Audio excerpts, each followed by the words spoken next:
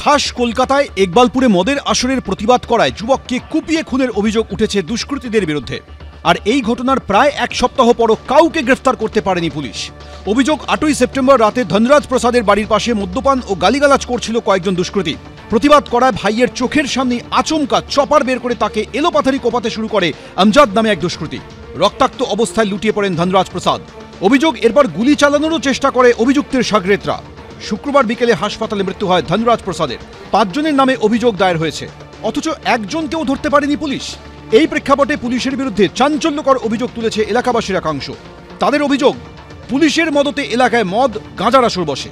যে ওকে নিয়ে আসছে ওকে ধরতে হবে, ওকে না ধরলে কি করে আপনি ধরবেন? ও বিহার থেকে এসছে না, মানে কলকাতা বা গুজরাট বা অন্য জায়গা থেকে আসছে। ড্রাগ যে আছে আমাদের নিজামুদ্দিন শামস অনেক প্রতিবাদ করেছে। আমরা যদি রিটেন কমপ্লেন দিই তাহলে পুলিশটাও একটা প্রবলেম আছে, ওদের সব সাঁটগাঁট আছে, তো ওদেরকে ফাট করে দিয়ে দেবে, দাদা তোমার নামে এই জন কমপ্লেন করেছে। তাহলে ও জানে না কোথায় বিক্রি, মানে पत्ता বিক্রি হচ্ছে, কোথায় হ্যাকিং হচ্ছে, कोई क्रिमिनल एक्टिविटी होती है, सब जाने। तो कितना जल्दी नशा का आप लोग यहाँ थोड़ा हटाने की कोशिश करिए। क्या है, बच्ची लोग पढ़ती है स्कूल में और उस बच्ची लोग के लिए सेफ होना चाहिए। क्या है, लड़की ज़्यादा है और हम लोग ये नहीं चाहते ये नशा के दौरान लड़की लोग के लिए कुछ हादसा हो जाए ऐसा। রবিবার নিহতের বাড়িতে গিয়ে পরিবারের সঙ্গে কথা বলেন ফিরহাদ হাকিম। আমার বাড়িতে কেউ আর নেই, আমার হাজবেন্ডই ছিল, ঠিক আছে, আর তো আমার বাবারা দেখবার জন্য কেউ নেই, কি আমরা দেখবার জন্য কেউ নেই। তা আমারে আপনারা এরকম একটা কিছু করে দেন যে আগে আমি চলতে পারি, কিছু করতে পারি, আমার বাবাকে নিয়ে চলতে পারি। দাদা বলল ঠিক আছে তোমাকে বোন একটা আমি চাকরি দেব, তোমার বাবার জন্য আমি পেন্সিল চালু করে দেব।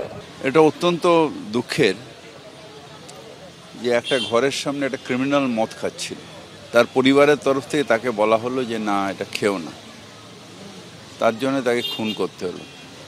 তবুও সে কে যে এখানকার বাসিন্দাই না, জমুই বলে কোনো বিহারে জায়গা আছে, সেখানকার এরা হলো ক্রিমিনাল।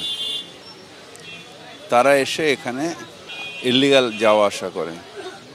এই মুঙ্গের, জামুই এসব জায়গায় সব শার্প শুটার ক্রিমিনাল তারা কলকাতায় ঢুকছে বা বাংলায় ঢুকে এইসব কাণ্ড করছে। ভিন রাজ্য থেকে দুষ্কৃতীরা ঢুকে অপরাধ করলে তার দায় কি এড়াতে পারে রাজ্য সরকার? প্রশ্ন তুলছে বিরোধীরা।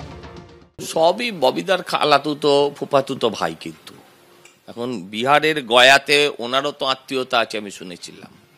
এখন যদি বিহার কটা গুন্ডার জন্য পুরো বিহারকে দায়ী করতে হয়, তাহলে শত্রুঘ্ন সিনহাকে এনে প্রার্থী করার সময় লজ্জা করে কিনা এটা জানতে চাই। দুষ্কৃতীদের খোঁজ চলছে বলে জানিয়েছে পুলিশ। শিবাশিস মৌলিক, পার্থপ্রতিম ঘোষ, অনির্বাণ বিশ্বাস, এবিপি আনন্দ।